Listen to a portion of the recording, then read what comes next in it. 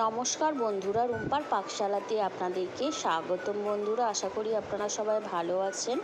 আর আজকে আমি আপনাদেরকে বেগুন আলু দিয়ে কাতলা মাছের মাখা ঝোল করে দেখাবো। তো তার জন্য বন্ধুরা এখানে মাছে কিন্তু লবণ, হলুদ, লঙ্কার গুঁড়ো মাখিয়ে নিয়েছি। আর কড়াইয়ে পর্যাপ্ত পরিমাণে তেল দিয়ে দিলাম। দিয়ে তেলটা একটু গরম হয়ে গেলে এক এক করে প্রথম ব্যাচে কিছুটা মাছ ছেড়ে দেব। দিয়ে বেশ কিছুক্ষণ ধরে সময় হাতে নিয়ে মাছগুলো একটু কড়া করে লাল লাল করে ভেজে নেব। তো এইভাবে মাছগুলো বন্ধুরা ভেজে নিলাম, নিয়ে একটি পাত্রে তুলে নেব। এরপর যে বাদবাকি মাছগুলো আছে ওগুলো একই পদ্ধতিতে ভেজে নেব।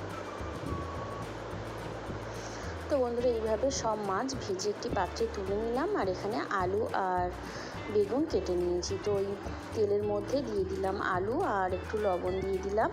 দিয়ে আলুগুলো কিন্তু বেশ কিছুক্ষণ ধরে সময় নিয়ে লাল লাল করে ভেজে নিতে হবে। এরপর ভেজে নেব বেগুন।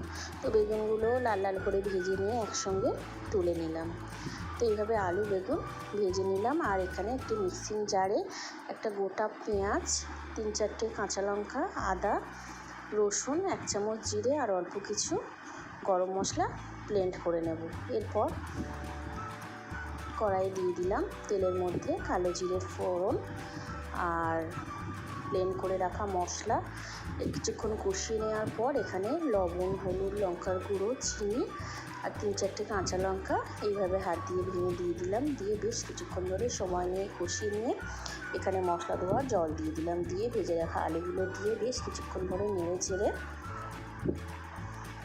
কষিয়ে নেওয়ার পর এখানে পরিমাণ মতো জল দিয়ে দেবো আলু সেদ্ধ দেওয়ার জন্য। তো ঝোল কিন্তু বন্ধুরা খুব সুন্দর ফুটে উঠেছে। এরপর এক এক করে ভেজে রাখা মাছগুলো সব দিয়ে দিলাম। দিয়ে আবারও কিছুক্ষণ এইভাবে 6-7 মিনিট মতো ফুটিয়ে নেব। তো এইভাবে নেড়ে চেড়ে সব শেষে কিন্তু ভেজে রাখা বেগুনগুলো দিয়ে দেব। তো বন্ধুরা, খুবই সিম্পল ও সহজ পদ্ধতি। আপনারা কিন্তু চাইলে এইভাবে বাড়িতে বানিয়ে খেয়ে দেখতে পারেন। এটা গরম ভাত দিয়ে খেতে কিন্তু দুর্দান্ত লাগে। তো এইভাবে আমি বানিয়ে ফেললাম। তো আপনারা চাইলে এইভাবে বাড়িতে বানিয়ে সপরিবারে খান। আর ভিডিওটি ভালো লাগলে অবশ্যই একটা লাইক, শেয়ার, কমেন্ট করবেন। আপনাদের কাছে অনুরোধ রইল, প্লিজ আমার চ্যানেলটিকে সাবস্ক্রাইব করে দেবেন। আর যারা ফুল ভিডিও দেখছেন তাদেরকে অসংখ্য ধন্যবাদ পাশে থাকার জন্য।